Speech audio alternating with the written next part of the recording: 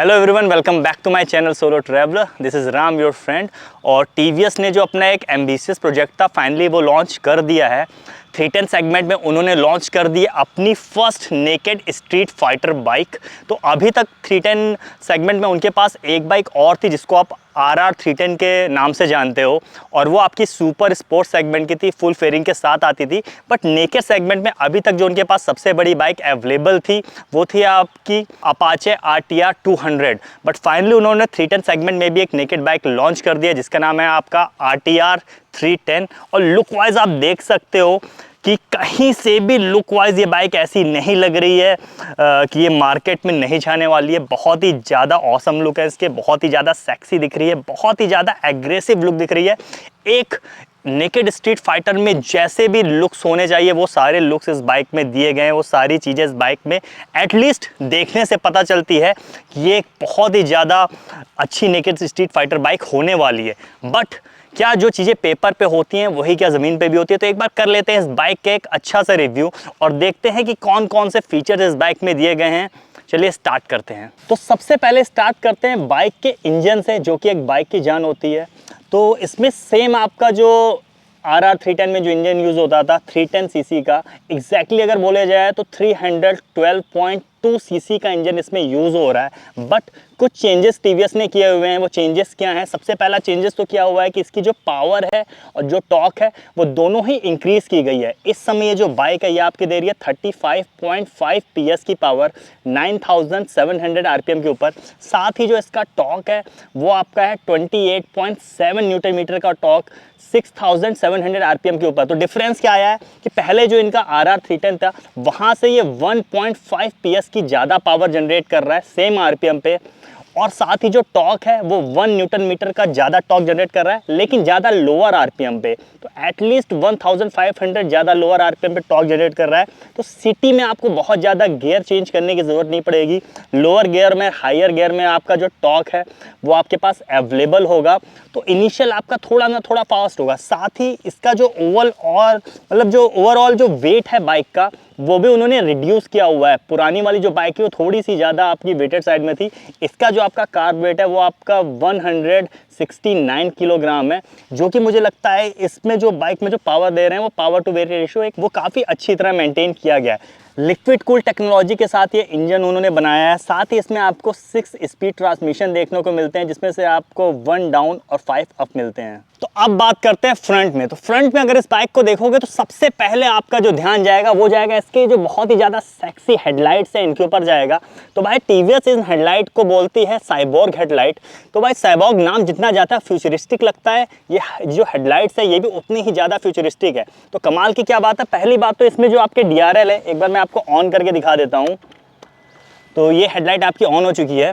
तो इसको जो DRL है इनको आप मैन्युअली कंट्रोल कर सकते हो, मतलब इनको आप ऑन भी कर सकते हो। आप चाहते हो कि DRL ऑन ना हो तो इनको आप ऑफ भी कर सकते हो।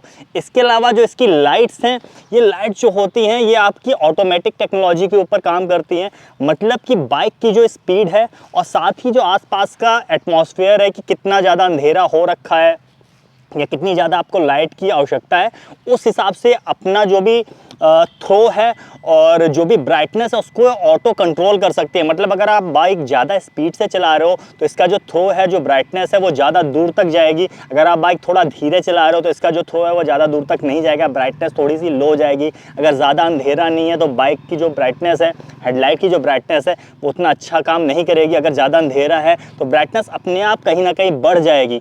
तो ये सारी चीज़ें हैं, ये सारी टेक्नोलॉजी इसमें यूज़ की गई है। इसी को ये लोग साइबोर्ग हेडलाइट के नाम से बोल रहे हैं।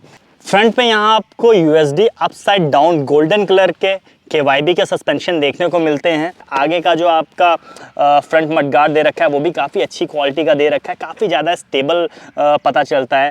साथ ही यहाँ पे जो इंडिकेटर्स हैं ये भी आपको पूरे के पूरे LED सेटअप के साथ मिलते हैं। तो पूरी की पूरी गाड़ी में आपको कहीं पे भी हैलोजन का काम देखने को नहीं मिलेगा। हर जगह जो लाइट्स हैं वो सारी LED लाइट्स दी गई हैं। ऐसा लगता नहीं है देख के कहीं पर भी कि कहीं से भी TVS कंपनी में कोई भी ऐसा मतलब पैसे की कटौती की है या बचत करने की कोशिश की है।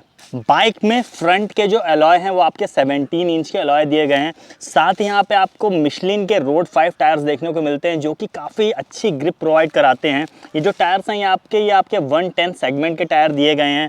साथ ही यहाँ पे आपको डिस्क ब्रेक मिलता है जो कि आपका डुअल चैनल डिस्क ब्रेक है, तो काफ़ी अच्छी बाइक आपको देखने को मिलने वाली है। तो पीछे की तरफ भी आपको 17 इंच के ही अलॉय देखने को मिलते हैं। यहाँ पे भी आपको मिशलिन के रोड 5 टायर देखने को मिलते हैं। ग्रिप बहुत ही अच्छी होने वाली है। साथ ही एक खास बात है, आगे के जो अलॉयज थे उनका कलर आपका ब्लैक है, पीछे के जो अलॉयज हैं उनका कलर आपका येलो है। तो डुअल कलर अलॉय आपको देखने को मिलने वाले हैं। ये आपका जो कॉन्सेप्ट है ये काफ़ी नया है। नॉर्मली बाइक्स में आपको सेम कलर के अलॉय आगे और पीछे दोनों देखने को मिल जाते हैं। साथ ही यहाँ पे आपको टायर हगर देखने को मिल जाता है। यहाँ पे आपका रिफ्लेक्टर लगा हुआ है। साथ ही यहाँ पे आपके जो इंडिकेटर्स हैं ये आपके फुली LED के में देखने को मिल जा रहे हैं। पीछे की जो बैकलाइट्स हैं इनको आपकी TVS कंपनी फ्लोटिंग बैकलाइट्स के नाम से बोल रही है, क्योंकि आपकी बॉडी से थोड़ा सा ज़्यादा बाहर आके देखने को मिल रहे हैं। काफ़ी ज़्यादा शार्प लुक देखने को मिलता है और काफ़ी ज़्यादा अच्छी है। एक बार मैं इसको आपको जला के भी दिखा देता हूँ। तो देखिए जलने के बाद काफ़ी ज़्यादा अच्छी देखने को मिल रही है। यहाँ पे आपका ग्रैब हैंडल बना हुआ है। साथ ही पीछे भी आपका डिस्प्ले देखने को मिल रही है। स्विंग आर्म जो आपका है ये भी आपका एल्युमिनियम का दिया हुआ है। नॉर्मल जो आपका ट्यूबलर वाला होता है वो नहीं दिया गया। तो इससे पता चल रहा है कि TVS कंपनी में कहीं से भी कॉस्ट कटिंग नहीं की गई है। एक चीज़ यहाँ पे वो इम्प्रूव कर सकती थी, इसका जो आपका एग्जॉस्ट है ये उन्होंने RR 310 वाला इसमें चिपका दिया है। ये एग्जॉस्ट देखने में काफ़ी ज़्यादा बल्की लगता है। अगर इसको थोड़ा सा ज़्यादा वो ट्यून कर देते, थोड़ा सा ज़्यादा शार्प देखने को मिलता, तो इसके लुक्स को और ज़्यादा जस्टिफाई किया जा सकता था।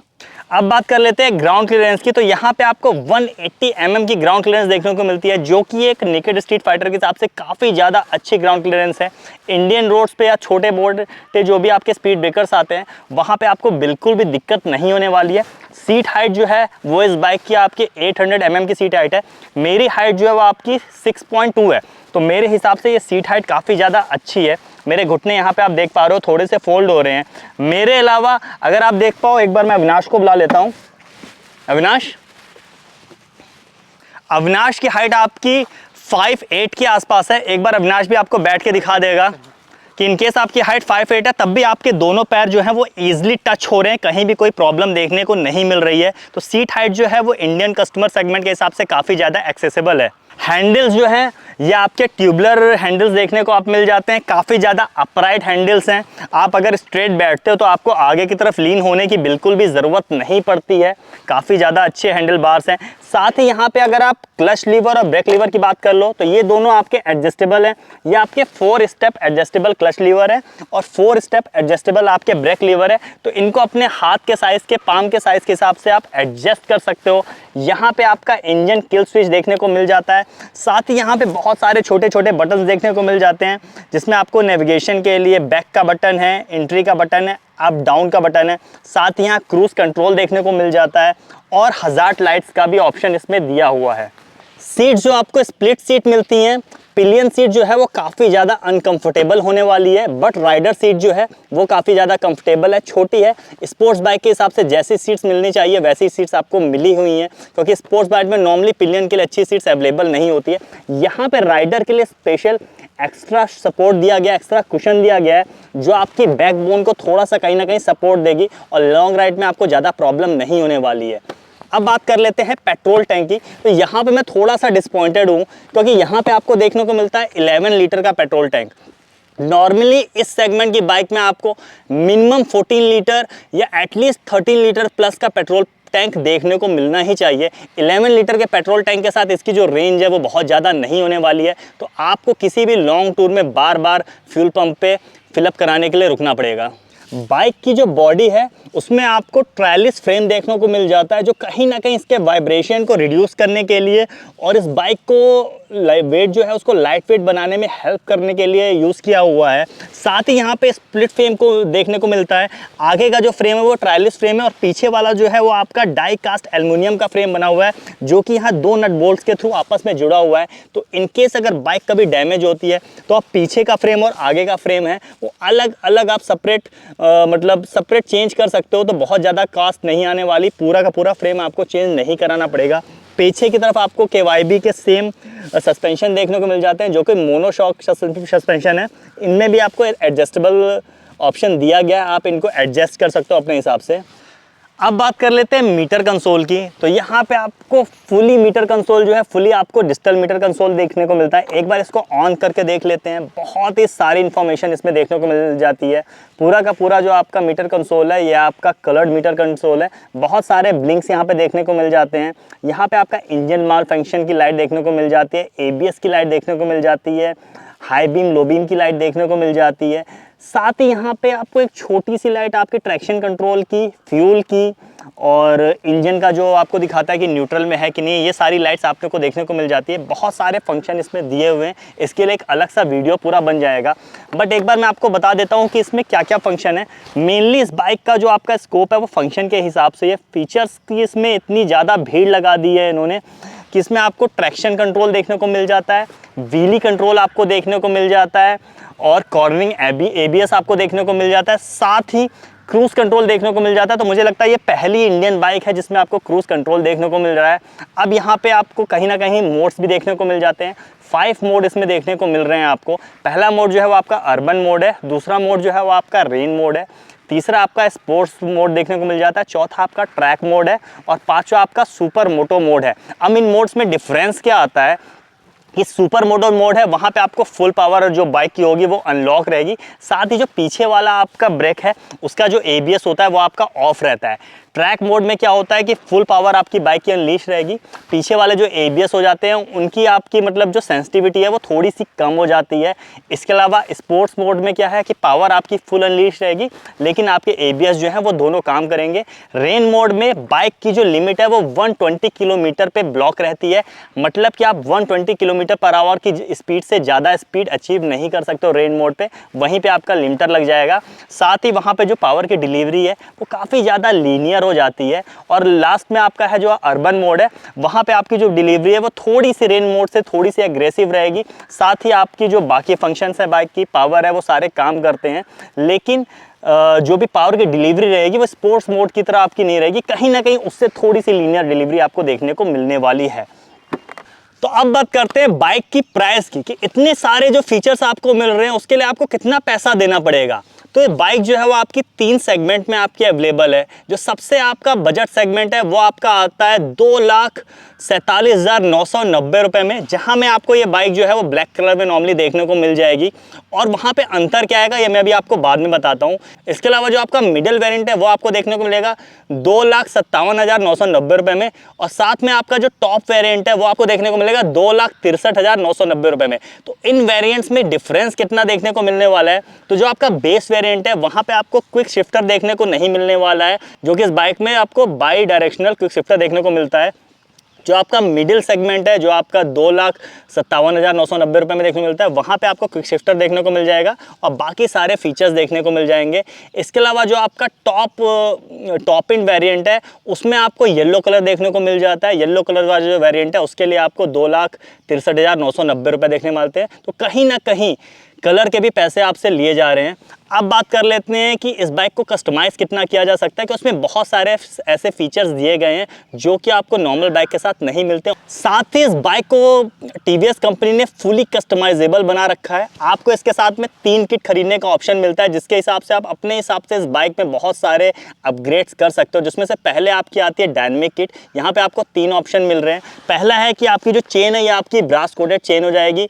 दूसरा ऑप्शन क्या है कि यहाँ पर आपको जो इसका टायर प्रेशर है उसको भी मॉनिटर करने के लिए ऑप्शन मिल जाएगा। आप देख सकते हो कि आपका टायर प्रेशर कितना है, आगे वाले टायर में कितना प्रेशर आ रहा है, पीछे वाले टायर में कितना प्रेशर आ रहा है। साथ ही इसके जो सस्पेंशन है फ्रंट वाले, इसको आप पूरी तरह कस्टमाइजेबल बना सकते हो। इसमें आपको कंप्रेशन और रिबाउंड दोनों ही एडजस्ट करने का ऑप्शन मिल जाएगा। दूसरी का आपकी जो किट है वो आपकी है डायनेमिक प्रो किट। वहाँ पर आपको मिल जाती है वेंटिलेटेड सीट्स, मतलब कि वेंटिलेटेड क्या बोल सकते हैं, एयर कंडीशनर सीट्स हैं। गर्मी में आपको ठंडी हवा मिलने वाली है और ठंडी में आपको गर्म हवा मिलने वाली है। इसके साथ ही आपको दूसरा ऑप्शन मिलता है रेस डायनेमिक स्टेबलाइजेशन का, मतलब कि इन केस अगर आप कोई कॉर्नरिंग में स्पीड में आप ब्रेक लगाते हो तो बाइक कहीं ना कहीं इसकी जो ब्रेकिंग है वो इस तरह से यूज़ होगी कि आपको इस बाइक को स्टेबलाइज करने की कोशिश करेगी। साथ ही यहाँ पे एक कलर KRT किट भी आती है, जिसमें आपको जो इसका ब्लू कलर वाला जो वेरिएंट है वो देखने को मिलेगा। तो उसके लिए भी आपको एक्स्ट्रा पैसा देने की ज़रूरत पड़ने वाली है। तो ये थी आपकी बाइक। बाकी अगर आप लोग को इसका राइड रिव्यू देखना है तो मेरे चैनल पे थोड़ा सा आपको वेट करना पड़ेगा, वहाँ पे मैं आपके इसके लिए राइड रिव्यू भी लेके आऊँगा कि एग्जैक्टली इतने सारे फीचर्स के साथ ये बाइक जो है ये राइड करने में कैसा फील दे रही है, इसके जो इंजन की स्मूथनेस है, बाकी सारे फंक्शंस हैं जो इन्होंने दे रखे हैं, वो एक्चुअली अगर आप राइड कर रहे हो तो वो कितना ज़्यादा यूज़फुल होने वाले हैं, कितना ज़्यादा एक्यूरेट काम करते हैं। क्योंकि फीचर्स में बहुत सारे, जैसे कि मैंने आपको बताया, आपको कॉर्नरिंग ABS देखने को मिल जा रहा है, आपको ट्रैक्शन कंट्रोल देखने को मिल रहा है, आपको व्हीली कंट्रोल देखने को मिल रहा है, साथ ही आपको क्रूज कंट्रोल देखने को मिल रहा है। तो बहुत सारे आपके फ्यूचरिस्टिक फीचर देखने को मिल रहे हैं। लाइट जो आपकी हैं वो भी एम्बिएंट लाइट्स है, अपने हिसाब से वो आपका जो फोकस है उसकी ब्राइटनेस कम ज़्यादा कर सकते हैं। तो इसी के साथ ये रिव्यू मैं एंड करता हूँ। और बाकी अगर ये बाइक आपको बाय करनी है और अगर आप लखनऊ से हो तो आप रिंग रोड पे जाके आपका जो निर्वाण TVS है वहाँ से ये बाइक आप बाय कर सकते हो। मैं आपका डिस्क्रिप्शन में उसका पूरा एड्रेस आपको दे दूँगा। तो इसी के साथ ये रिव्यू एंड करते हैं। This is solo traveller signing off.